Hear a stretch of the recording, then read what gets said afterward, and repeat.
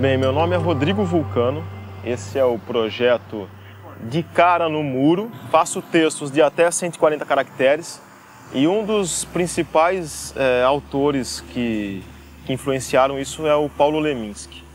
Paulo Leminski, curitibano, filho de poloneses e a mãe dele era negra, então uma mistura legal. Ele era zen budista. Eu sou apaixonado na obra dele. Foi casado com Alice Ruiz, fez música para um monte de gente, o Caetano gravou música do Paulo Leminski. E o Leminski, uma época, ele trabalhava numa agência de publicidade.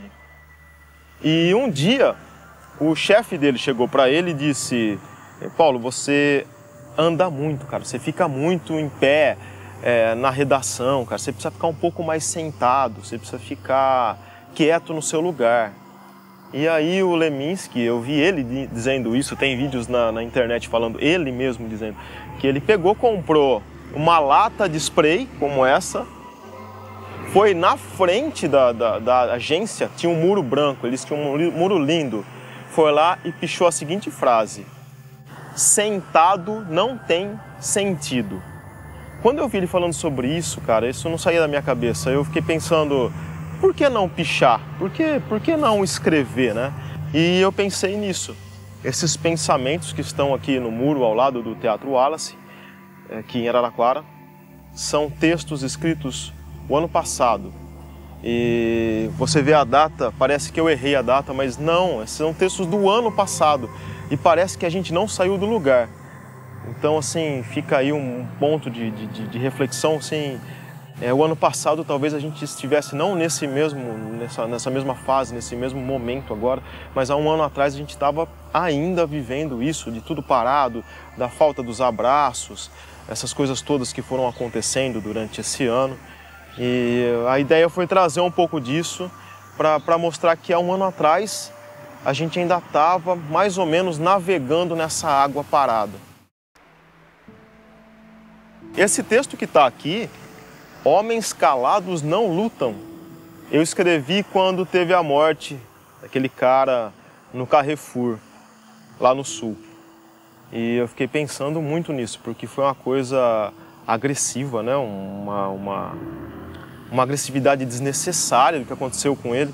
É um homem negro e desproporcional.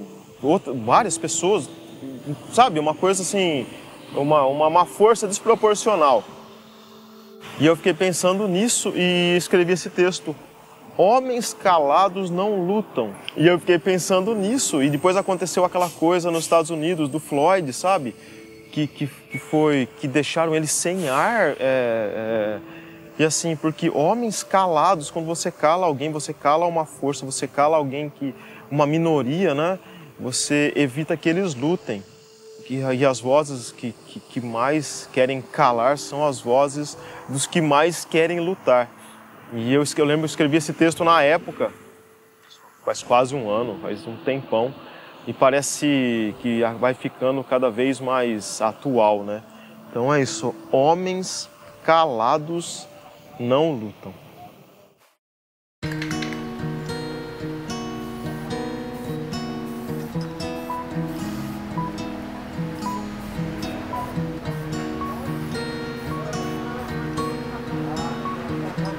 Bem, esse texto, as redes sociais, até hoje isso perdura. Eu achei que ia ser momentâneo e acabou não sendo. Eu achei que ia ser uma fase e isso ia parar. Começou a ficar impregnada, cheia de reclamações de todos os lados. Todo mundo tinha o que falar, todo mundo tinha do que reclamar e tudo parado. E eu me via em casa nesse marasmo, nisso. E quando você entrava nas redes sociais, tava ali todo mundo brigando com todo mundo.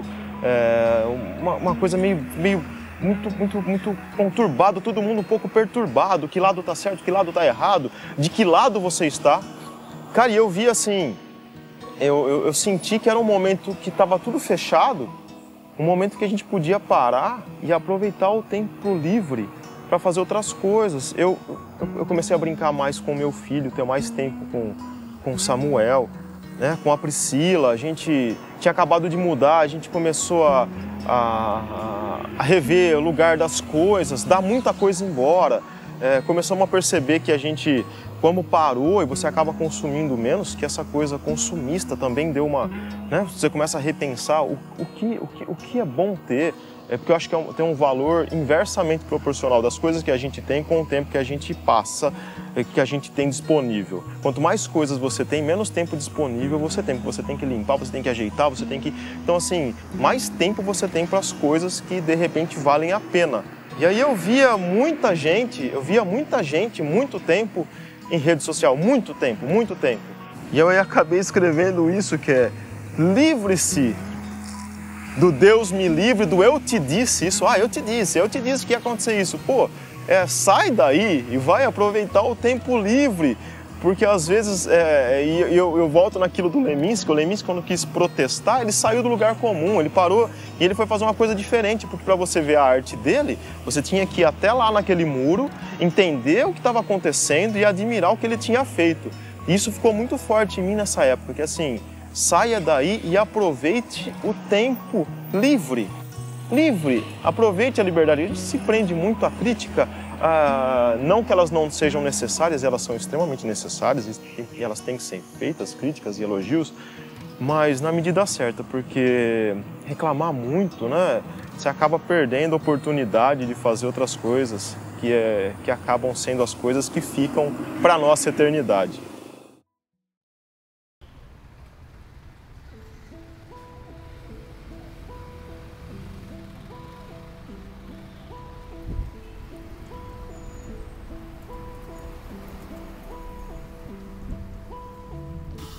Bem, um dos textos que eu mais gosto, que está na lateral aqui na Avenida Espanha, é o dos cachorros. Quando tudo parou, eu lembro que, isso cria um caos financeiro e as pessoas precisam se manter, tudo fechado, né? E como isso? E aí eu pensei, cara, porque eu lembro que se você prender um cachorro por muito tempo, um cachorro que está acostumado à liberdade, a transitar, se você prender ele por muito tempo, isso faz mal para ele, porque inconscientemente essa fuga da liberdade, essa coisa de ficar trancado, que é extremamente necessário agora, mas eu acho que dá para organizar um pouco de como isso pode ser feito. Mas o meu medo era isso, cara, que a gente trancado durante muito tempo, que isso não fizesse muito bem para nossa saúde mental, né? Porque cachorros loucos amarrados à corrente tendem a morder o dono quando libertados. É só uma questão de tempo. E isso, faz um ano que a gente está fechado, a gente está vendo isso que está virando... Isso é só... eu não estou deixando aqui nenhum tipo de julgamento, tá? É só uma coisa que eu percebi. Eu falei, as pessoas trancadas durante muito tempo, e a gente está sentindo isso agora. Tá difícil para estudar, todo mundo está tendo que se organizar. Como é que vai fazer isso muito tempo trancado? Essa coisa de ficar fechado. O começo é legal, você começa a achar algumas coisas para fazer, só que chega uma hora que você começa a pensar o que é liberdade, o que não é liberdade. Então é necessário que a gente esteja em casa, é necessário que a gente use máscara, é necessário que a gente tome vacina, mas para que a gente possa voltar a sair, a circular minimamente e parece que você trancado, o mundo fica menor, apesar do mundo interior ficar maior, mas o mundo externo você fica restrito e isso vai deixando as pessoas um pouco mais aflitas, um pouco mais angustiadas, e que a gente consiga sair dessa um pouco melhor, para que a gente não morda nossos donos, se é que a gente tem dono, né? Se é que em algum momento a gente tem dono, e tudo isso tem que ser pensado, mas eu acho interessante pensar nisso, que trancado durante muito tempo você acaba pegando raiva de alguma coisa da qual você nunca questionou. E esse questionamento é necessário, mas a gente tem que saber o que questionar e para onde isso... para qual lugar esse pensamento vai nos levar, para que isso não faça mal mentalmente, psicologicamente e fisicamente, né? É necessário ficar em casa, mas não é todo mundo que se adapta a isso.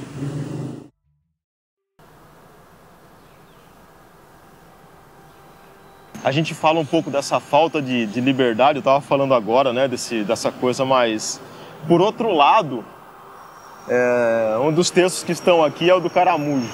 E eu comecei a me sentir um caramujo em alguns momentos, bem lento, assim, o tempo passando mais devagar, porque a gente desacelera, né, as coisas começam a acontecer aos poucos. E eu comecei a sentir essa coisa de caramujo, assim, né, lento. E aí eu comecei a perceber que a gente começa, essa falta de liberdade de sair, você ficar mais restrito a um pequeno espaço, você começa a inventar coisas, a ler outras coisas, a procurar saída em filmes, séries, para que isso ocupe a sua cabeça, e a gente começa a criar um mundo interior. Eu acho, né, pelo menos para mim, isso começou a fervilhar muito, assim, muito mesmo, de querer escrever, de querer colocar as coisas para fora. E aí a gente começa a ficar contente com esse mundo que a gente vai criando internamente, né? Porque você desacelera, você começa a se olhar, você começa a perceber coisas em você, no seu dia a dia, como elas são feitas, né? Falando do Leminski de novo, o Leminski, que era zen budista, ele fala, e uma das coisas do zen budismo é você limpar a própria casa, lavar a própria roupa, fazer a própria comida. E eu comecei a perceber isso. E é uma das práticas do zen budismo, é você se concentrar nas coisas que você está fazendo. Então você começa a fazer mais devagar, mais caprichado, a gente tem mais tempo para pensar exatamente, descobrir sabores, descobrir outras coisas, desacelerar. Então, apesar da gente ter que sair menos, porque é necessário que a gente saia menos, que a gente fique em casa, que a gente veja menos pessoas, é extremamente necessário, senão a gente não vai vencer a doença. E isso começa, você tem que achar um ponto que leve isso uma coisa positiva, transformar uma adversidade em produção. E eu fiquei pensando muito nisso. É um caramujo lento, mas contente com o vento inventado aqui dentro, porque é um espaço de uma casa que você tem que inventar coisas, e ali você tem que colocar as coisas para funcionar e fazer as coisas acontecerem, né? Meio Manuel de Barros, né? Transformar, começar a perceber mais as coisas, as pequenas coisas, os pequenos prazeres do dia a dia. A principal coisa de tudo isso, de ter parado, é perceber que quando a gente para de comprar, quando a gente para de consumir, criou essa coisa de a economia esfria, e isso é a coisa que eu mais penso e mais tenho pensado no último ano. A gente para de consumir, que de certa forma o consumo exagerado destrói o planeta, a gente destrói o lugar que a gente vive. Então quando você para de consumir, você esfria a economia. Como assim? E aí você vê alguns estudos de que os mais ricos durante a pandemia ficaram mais ricos e os mais pobres ficaram mais pobres. Tem alguma coisa errada aí, né? Assim, e aí eu escrevi o texto que está ali, que era melhor se fosse acordado, que a corda não vai estourar do lado mais fraco, mas a gente sabe que geralmente estoura do lado mais fraco. E como assim a gente para de consumir? Eu parei de consumir e o mundo parou de gerar renda. É uma coisa completamente estranha, eu acho. O capitalismo é extremamente nocivo e que esse momento sirva para a gente pensar nisso, o quanto... Eu acho que a gente tem que achar uma maneira nova de sobreviver. Apesar da gente achar como a gente vive nele, a gente achar que é uma coisa que existe há muito tempo e não é bem assim não. É uma coisa nova, 100 e poucos anos aí, um sistema capitalista do jeito que a gente vê, e agressivo ainda mais agora, do jeito que a gente vê tudo isso. A gente tem que consumir, você tem que comprar mais, você tem que ter mais coisas. Não. E a gente tem que perceber quem traz essa informação de que a gente tem que ter e desconstruir um pouco de que a gente tem que fazer sempre mais e melhor, esse discurso coach não, você tem que fazer mais e melhor. Não, você não tem que fazer mais e melhor nada, você tem que fazer o que você quer, na medida que você quer, mas a gente tem que achar, também não pode ser hipócrita, e tem que achar um ponto de equilíbrio em que isso seja possível e quebrar esse desequilíbrio. Se a gente para de consumir e a classe rica fica mais rica e a classe pobre ficou mais pobre, é lógico que tem alguma coisa errada. Se você concentra a renda aqui e tira a renda daqui, como assim? Como assim? É um momento de se ajudar e como é feita essa ajuda? E é uma coisa assim, não é uma característica só brasileira, é uma tendência mundial, você vê tudo isso acontecendo. Então acho que a coisa de tudo que aconteceu, desse momento de pandemia, que eu acho mais importante de ficar como reflexão é isso. Por que eu parei de consumir e isso gerou que as pessoas fiquem mais pobres? Como assim? Realmente a gente planta o que tem que ser plantado? Realmente a agricultura serve para tudo isso? Como é que fica o lado da pecuária? Como é que fica tudo isso? O que a gente pode fazer minimamente para minimizar essa distância? O que eu posso fazer? Eu posso cobrar do governo, mas o que eu posso fazer? O que eu posso fazer além de ficar reclamando em rede social? O que eu posso fazer efetivamente? Parar de comer carne? Eu posso parar de comprar coisas que são desnecessárias? Eu posso reciclar o meu lixo? Então eu acho que essa é uma maneira de tentar achar um equilíbrio. E essa balança, se ela for muito acentuada, cada vez que ela acentua mais, é uma coisa extremamente prejudicial para todos nós.